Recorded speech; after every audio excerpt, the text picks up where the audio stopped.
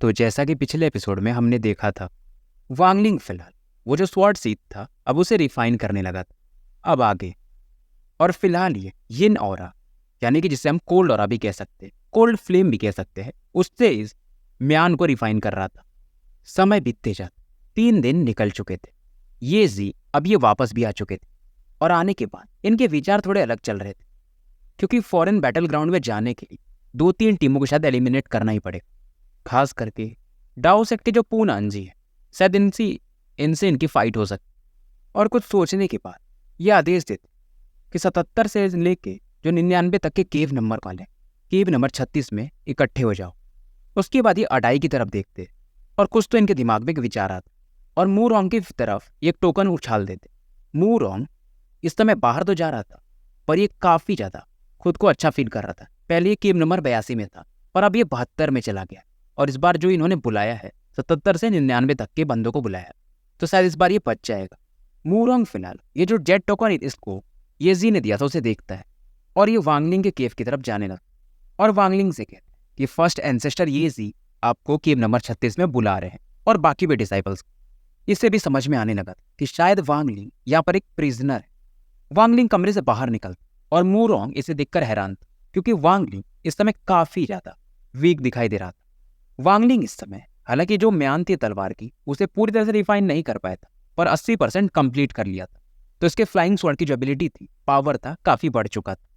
वांगलिंग फिलहाल केव नंबर 36 में पहुंच जाता है, जहाँ पर पहले से 20 डिसाइपल्स इकट्ठे थे। मूरोंग इनको यहाँ पर भेजने के बाद यहाँ से निकल जाता है।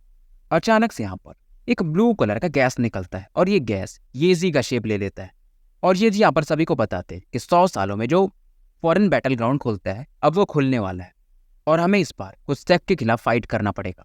वहाँ पे एक रूल ये भी है कि कोर फॉर्मेशन और नासेंट लेवल के कल्टीवेटर्स एंटर नहीं कर सकते।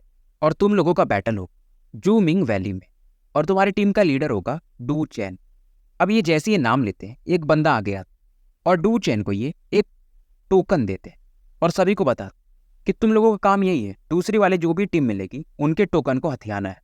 अब ये जी की नज़र वांगलिंग पर पड़ती है और ये जी इसकी तरफ देख रहे थे कि ये इनके पास 3 टोकन्स थे कुछ, जिस पर सभी के सोल का थोड़ा सा अंश वांगलिंग समझ जाता है और ये भी हल्का सा अंश इस टोकन में डाल देता है।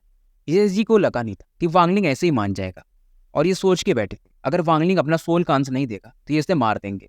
इनके हिसाब से वैसे भी वांगलिंग का टैलेंट नॉर्मल था, इसीलिए इन्होंने अडाई को लास्ट में चुना था। अब यहाँ पर एक सामने में जायंट केव प्रकट होता है। डू चैन सबसे पहले एंटर करता है और वांगलिंग भी इनके पीछे निकल जाता है। और जैसे ये सभी लोग यानी 20 और टोटल 21 लोग एंटर करते हैं, एक पुरानी बूढ़ी आवाज़ आती ये जी के कानों कि ये सभी को और साथ में तुमने उस बच्चे को सेक्रीफाइस के रूप में यूज़ किया है। जब उनके पपेट्स उनको खा जाएंगे तो शायद उनका power level pseudo core formation में पहुंच जाए। इस बार शायद हम क्वालिफाइड हो सकते हैं। ये जी फिर भी कहता है कि वांगलिंग की बॉडी में ये एनर्जी काफ़ी प्योर है, तो थोड़ा वो सिक्रेटिव तो है। अगर मेरे पास टाइम होता तो मैं पक्का इसे इन्वेस्टिगेट करता, पर फिलहाल मौका नहीं है। मेरे पास वैसे भी 3 महीने हैं जीने के लिए, क्योंकि फॉरेन बैटल ग्राउंड में जब ये जाए इसे मालूम है क्या पता ये बचेगा भी नहीं। और ये जो सामने वाले की आवाज़ आई थी उसको ये लोच आकर के बुलाता कि तुम अडाई का जो पावर है उसे कोर फॉर्मेशन स्टेज पर बूस्ट कर दो और साथ में मेरे लिए एक अच्छा पपेट ढूंढ लो। वापस आने के बाद फॉरेन बैटल ग्राउंड मैं जंगल में जाऊंगा और मेरा जो छोटा भाई है वो यू उसके सोल को मास्टर के लिए हम यूज़ कर पाएंगे, यानी मास्टर उसको डिवोर कर सकते। लुओचा मान जाता है। इधर सीन शिफ्ट होता है और जो जूमिंग वैली थी उसे दिखाया जाता है। यहाँ पर अचानक से एक दरवाजा खुलता है और एक के बाद एक कई सारे बंदे यहाँ से बाहर निकलते और सभी बंदों के आसपास कॉफिन्स देखा जा सकता था सिवाय एक के, और वो था वांगलिंग। और ये जो बंदा था डू चैन, इसी के पास वांगलिंग के सोल का हिस्सा था, यानी जो टोकन था उस पर। और जैसे ही लोग प्रकट होते हैं वांगलिंग अचानक से अपने फ्लाइंग स्वॉर्ड से उस बंदे पर अटैक करने लगता, जब तक कि वो बंदा कुछ कर पाता। हालांकि डिफेंस मेथड ये यूज़ कर, पर वांगलिंग उसका गला उड़ा देता है और वांगलिंग तुरंत ही वो जो टोकन था उसे अपने बैग में रख लेता। बाकी जो 2 कल्टीवेटर्स जो कि उस बंदे के समान ही स्ट्रॉन्ग थे, डू चैन के समान, ये अपने टोकन्स को यहाँ पर पटक देते हैं और यहाँ पर एक पिंक स्मोक सा निकलता है और ये दोनों बंदे जहाँ से निकले थे यानी जिस गेट से उसी के अंदर फिर से घुसने लगे। पर इस समय वांगलिंग एक चीज़ देखकर हैरान, जितने भी यहाँ पर डिसाइपल आए थे सभी के पीछे में इनका एक कॉफिन था और इस समय हर एक कॉफिन से एक एक पपेट निकल रहे थे जो कि मानो मुर्दे थे, पर सभी के सोल को डिवोर करके ये ह्यूमन फॉर्म लेने लगे थे। और इस समय वांगलिंग इस बात पर भी हैरान था कि सभी का पावर लेवल फाउंडेशन के लेट स्टेज में जा चुका था, जो कि शुरुआत में फाउंडेशन के अर्ली स्टेज में थे। बाकी डिसाइपल्स को तो समझ में नहीं आता है, हर एक इस समय मर रहे थे और वांगलिंग इस मौके का फायदा उठाकर यहाँ से भागने लगता है। इसे समझ में आ चुका था कि कॉर्प सेक्ट करता क्या है। अगर ये ऐसा नहीं किया हो तो शायद इससे भी ये लोग एक पपेट में ही बदल देते। पर एक चीज और था, यहाँ पर बाकी भी सेक्ट वाले इकट्ठा हो रहे थे, तो ये क्या करे। इसे एक चीज तो समझ में आने लगा, जितना ये कल्टीवेशन वर्ल्ड में जाता उतने खतरे ज्यादा है, पर पहले इसको स्ट्रांग बनना पड़ेगा। इधर अचानक से वांगलिंग पर कोई अटैक करता, वांगलिंग इसे ब्लॉक कर देता है। सामने से एक हंसने की आवाज आती है कि तुम्हारे सेंसेस काफी शार्प, कौन से सेक्ट से हो तुम? वांगलिंग बोल, कॉर्प सेक्ट। अब ये भी बंदा बोल, लेकिन मैंने ये तो सुना है कि कॉर्प सेक्ट के हर एक बंदे के पास एक कॉफिन होता है, तुम्हारा कहाँ? अब ये भी जो बंदा था दिखने में काफी यंग। फिलहाल ये बंदा अपने फिंगर पर एक पावर इकट्ठा करने लगा और कहता, मुझे फर्क नहीं पड़ता तुम कॉर्प सेक्ट के हो या नहीं, तुम्हारे पास जो बैग है वो मुझे दे दो। वांगलिंग यहाँ पर अपने डिवाइन सेंस को एक्सपेंड कर और फील कर चुका था। यहाँ पर 3 और लोग हैं। वांगलिंग थोड़ा पीछे हटता है और ये बंदा, वो जो ब्लैक लाइट थी, वांगलिंग के एकदम हार्ट को एम करके आगे बढ़ा देता है। पर ये तुरंत ही अपना अट्रैक्शन फोर्स यूज कर और इस फोर्स को नलीफाई कर देता है। वांगलिंग फिलहाल इसे मारने के मूड में नहीं, ये यहाँ से भागने लगा। पर ये बंदा, ये अभी यही सोच रहा था कि वांगलिंग को मार करके इसके टोकन को हासिल कर लूँ। और फिलहाल ये बंदा एक रूलर बाहर निकालता है। वांगलिंग तो भाग रहा था, पर जब ये बंदा दोबारा से अपने रूलर से अटैक कर, ये मानता है, ये अपने ग्रीन फ्लाइंग स्वॉर्ड को निकालता है और पलक झपकते इसका गर्दन उड़ा देता। और फिलहाल वांगलिंग अपने अट्रैक्शन फोर्स इसके रूलर को खींच के अपने बैग में भर लेता है। इस दौरान 3 और लोग बाहर आते, 2 मेल और एक फीमेल। अब जो मेल बंदा था इनमें से, वो चिल्लाता है कि इसका पीछा करो। और इसी समय एक बूढ़े इंसान को दिखाया जाता जिसके हाथ में एक मिरर था और उसके बगल में एक काफी सुंदर बंदा खड़ा और मानो कुछ कैलकुलेट कर रहे हो। अब ये जो बंदा कैलकुलेट कर रहा था, वो बोलता है, टैंग हुआ युआन, तुम तो उस बंदे के बारे में भी नहीं जानते हो, उसका नाम भी नहीं जानते, मैं उसे कैसे ढूंढूंगा, बस वो पावर ऑफ कर्स से। तो ये बंदा टैंग हुआ युआन था, जिसके ग्रैंड डॉटर, सॉरी पोते को मतलब अपने वांगलिंग ने मारा था। टैंग हुआ युआन इसे यही कह रहा था, अगर बस तो उसका लोकेशन पता कर लो, कुछ भी करके मैं तुम्हें बहुत सारी चीजें दे सकता। पर फिर भी ओल्ड मैन टैंग हुआ युआन को समझाता कि फालतू में क्या करना है, ज्यादा मारा मारी मत करना। और इधर टैंग हुआ युआन ये मन में सोच रहा था अपने ग्रैंड सन को याद करके कि टैंग ली तुम्हारे ग्रैंडफादर तुम्हारा बदला लेके रहेंगे।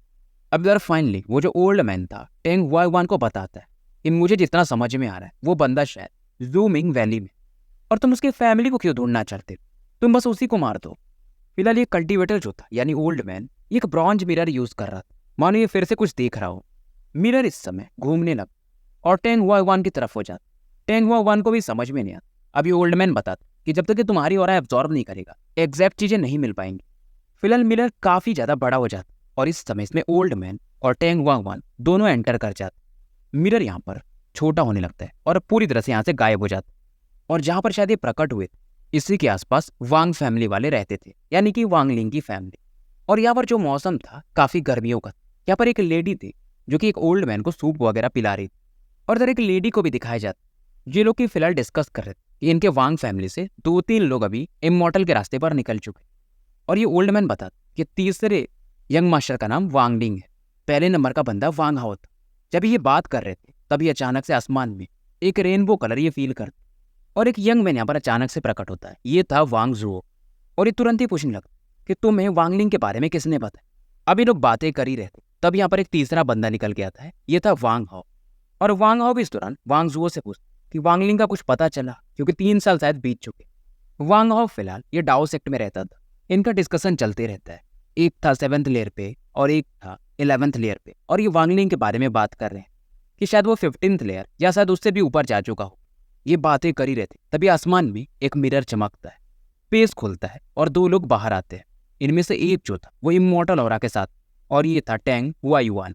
वांग जुओ तुरंत ही बोलते इनको देख करके कि मैं डाओ सेक्ट का जूनियर हूँ, क्या आपको कुछ चाहिए यहाँ पे। पर सामने वाला बंद ये पूछता कि तुम्हारे पास प्रूफ क्या है। ये दोनों वांग हाओ और वांग जुओ एक टोकन दे। टैंग हुआ युआन समझ जाता कि ये लोग सच में डाओ सेक्ट के हैं। पर इस दौरान टैंग हुआ युआन यहाँ पर जो वो ओल्ड मैन और उसकी बहन उनको तुरंत ही मार देते और ये चिल्लाता है कि आज यहाँ पर कोई बचने वाला नहीं। फिलहाल इन दोनों को छोड़कर टैंग हुआ युआन मेन कमरे यानी पूरे मकान में घुस जाता है। वहीं दूसरी तरफ वांगलिंग ये जूमिंग वैली में लगातार भटक रहा था और इसके पीछे 3 लोग अभी भी पड़े हुए थे। वांगलिंग भाग रहा था, इसे कोई दर्द नहीं, पर अचानक से दिल में एक दर्द फील कर, वो होता है ना एहसास जब घर वाले किसी प्रॉब्लम में होते हैं। ये कुछ वैसा था और ऐसा वांगलिंग ने आज तक कभी फील नहीं किया था। वहीं दूसरी तरफ वांग हाओ और वांग जुओ को दिखाया जाता जो कि एकदम पैनिक कर चुके थे और यहाँ पर जो भी सर्वेंट्स थे एक के बाद एक करके वांग सबको मारने लगता और ये रुकता नहीं है। बाकी आसपास जो भी घर थे, क्योंकि जो वांग फैमिली थी ये काफी बड़ी थी, एक एक करके सभी को मारते जाते और ये मन में कह रहा था कि टेंगली तुमको उस बंदे ने मारा, मैं उसकी पूरी फैमिली को ही मार दूं। और इस समय एक कमरे में एंटर करता है जहाँ पर वांगलिंग के 3rd अंकल और आंटी थे जो कि वांग हाओ के पेरेंट्स भी थे। वांग हाओ भी नहीं देख, ये इसके पेरेंट्स थे और पलक छपक इस बंदे ने इन्हें भी मार दिया था। वांग हाओ को समझ में नहीं आ रहा था ऐसा क्यों, ये चाहता था फाइट कर, पर वांग जुओ इसे रोकता है कि वो नासेंट लेवल का बंदा, हम कुछ नहीं कर सकते। 40 लोगों को अब तक ये मार चुका था, कुछ लोगों को जानबूझ के छोड़ दिया था, कुछ वुमेन्स वगैरह जो कि रो रहे थे बस। अब यहाँ पर इसके एक और अंकल जो कि इस समय पूछते हैं कि इमॉर्टल हमारी फैमिली ने क्या किया है जो आप सबको मारते जा रहे हो। अब ये बंदा फाइनली बोलता है कि तुम्हारे वांग फैमिली के किसी बंदे मेरे ग्रेट ग्रैंडसन को मारा तो मैं तुम्हारी पूरी फैमिली को मार दूंगा। वांग हाओ स्ट्रगल कर रहा था, वांग जुओ क्योंकि इसे रोक के रखा था कि कुछ भी हो जाए हमें जिंदा रहना, हमें भी रिवेंज लेना है। ये थे वांगलिंग के 4th अंकल जो कि इस समय इस इमॉर्टल से बात कर रहे थे और इसके 4th अंकल रियलाइज कर चुके थे कि 100 सालों में इनकी फैमिली में अभी तक 3 इमॉर्टल हुए, 2 सामने हैं, तीसरा गायब है और वो है वांगलिंग। और इन्हें समझ में आ चुका था और ये जो थे ये वांग जुओ के फादर थे। वांग जुओ के क्या आपके ग्रेट ग्रैंडसन को वांगलिंग ने मारा है। अब इस टेंग वांग को समझ में आ जाता, अच्छा तो उसका नाम वांगलिंग है, और ये पूछने लगता कि उसके बारे में हर एक चीज बताओ। वांग जुओ के जो फादर थे वांगलिंग के बारे में इन्हें पूरी चीज बता देते कि उसके माता पिता कहाँ रहते हैं, क्योंकि इस समय यही सोच रहे थे कि हमारी फैमिली तो खत्म हो गई है तो वांगलिंग की फैमिली क्यों बचेगी, पर मतलब कुछ नहीं था। यहाँ पर टेंग वांग एक ऑरा रिलीज करता है और वांग जुओ के फादर भी मारे जाते, और जैसे वो ऑरा वांग जुओ वगैरह को खत्म करने वाली थी एक ऑरा आके ब्लॉक कर देती कि फेलो कल्टिवेट, ये मेरे साथी हैं, ये मेरे डिसाइपल हैं, इन्हें छोड़ दो। ये आवाज थी पूनानजी की, डाओ सेक्ट वाले। 15 मिनट के अंदर टेंग वांग वांगलिंग के फैमिली के करीब पहुंच चुका था और इसके अंदर तुरंत ही एंटर करता। 15 मिनट बाद ये इसके घर से भी बाहर निकलता, इसको वांगलिंग का इमेज मिल चुका था। वहीं दूसरी तरफ वांगलिंग वो लगातार उन तीनों बंदों की वजह से इधर उधर भाग रहा था और ये परेशान इस बात पर था कि इसको ऐसा पेन क्यों हो रहा है, ऐसा पेन जो मारो इसके इमोशंस को भी मजबूर कर रहा है। और इस समय इसको अपने माँ बाप का याद पता नहीं क्यों आने लगा और अचानक से इसकी आंख से अपने आप ब्लड आने लगा, इसका बॉडी कांप जाता है, इसके बॉडी में जो इन एनर्जी आउट ऑफ कंट्रोल जाने लगता, आसपास के जो पौधे थे वो फ्रीज होने लगते हैं और ये जो ऑरा थी ये बढ़ते जाती। और इस समय इसके बॉडी में वो जो ऑरा थी जिसको किसी ने नाम दिया था वो जी रियल्म तक पहुंच चुका था।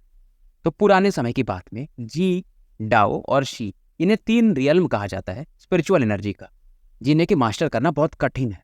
और जी रियल्म वैसे पावर के मामले में शायद मिस्टीरियसनेस के मामले में डाओ से कम होगा और शी रियल्म से कम होगा, और इसका जो कोल्ड ऑरा है, डिस्ट्रक्शन ऑरा है, वो इन दोनों से कहीं ज्यादा है। तो जी रियल्म के जो कल्टिवेटर्स होते हैं वो डाओ रियल्म और शी रियल्म से शायद ज्यादा पावरफुल होते हैं। बस जी रियल्म का एक ही घाटा है कि इसके पावर के दम पर कोई भी स्पिरिट सीवरिंग लेवल पर कभी नहीं पहुंच सकता, यानी कि नासेंट सोल लेवल लिमिट होता है।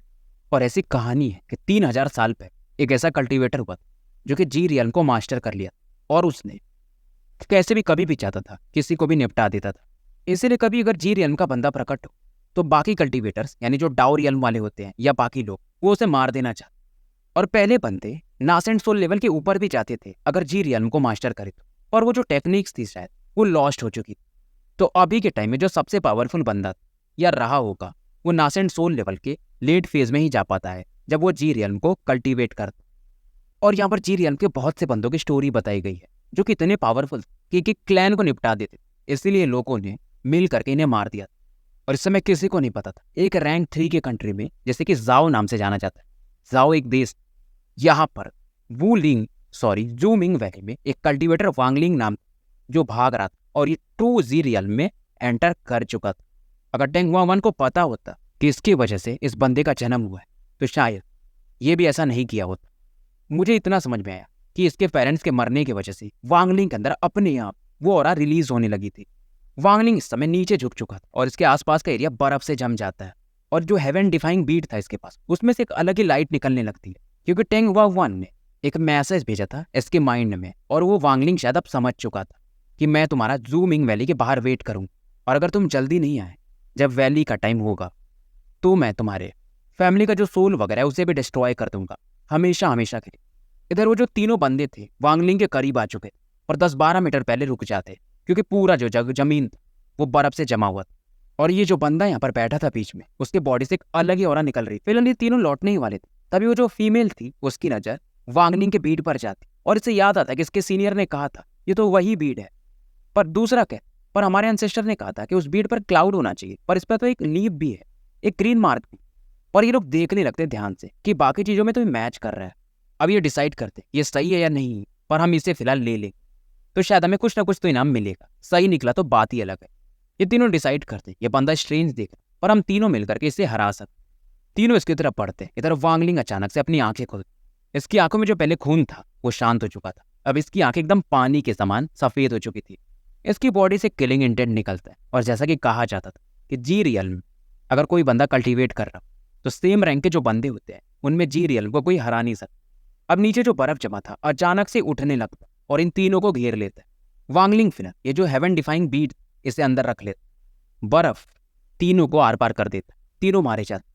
इधर एक और बंदा जब वांगलिंग इधर से मूव कर रहा था तो इस पर अटैक कर, वांगलिंग इसकी तरफ देखता भी नहीं और अपने फ्लाइंग स्वॉर्ड इसको भी मार देता।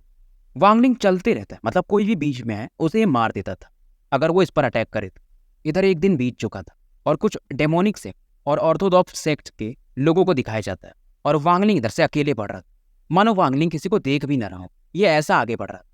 अब इनमें से जो एक बंदा था डेमोनिक सेक्ट का मिडिल ईस्ट मैन, ये वांगलिंग की तरफ एक थंडर टालिस्मैन फेंक देता, और ये थंडर पावर वांगलिंग को स्ट्राइक करने के लिए पड़ता।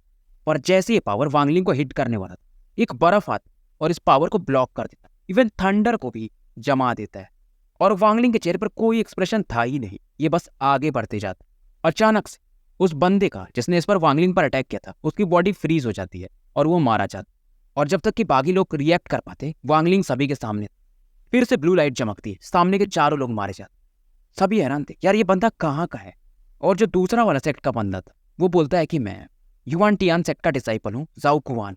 वांगलिंग इसे इग्नोर कर देता और आगे बढ़ते रहते। वांगलिंग आगे जा रहा, अभी एक डिसाइपल कहता है कि तुमने मेरे डेमोनिक सेक्ट के बड़े भाई को मारा है, मैं तुम्हें याद रखूंगा। वांगलिंग अचानक से रुक जाता, इसके अंदर फिर से किलिंग इंटेंट जाग, और उस बंदे की तरफ ये पलट के देख, बस देखने मात्र से वो बंदा फ्रीज हो जाता।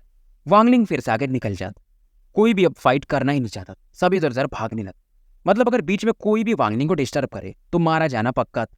इवन फाउंडेशन स्टेज में लेट फेस का बंद इसके सामने टिक नहीं पा रहा था। 3 दिन बीत चुके थे और वांगलिंग के द्वारा मारे गए लोगों की संख्या मैं भी नहीं गिन सकता। तो स्टोरी को यहीं समाप्त कर। और जितने भी आपने फियर्स कैरेक्टर देखे, पर्सनली मुझे लिंग डोंग ज़्यादा फेमस लगा, पर शायद वांगलिंग उससे भी कहीं ऊपर है। मिलते हैं फिर कल एक नए वीडियो के साथ।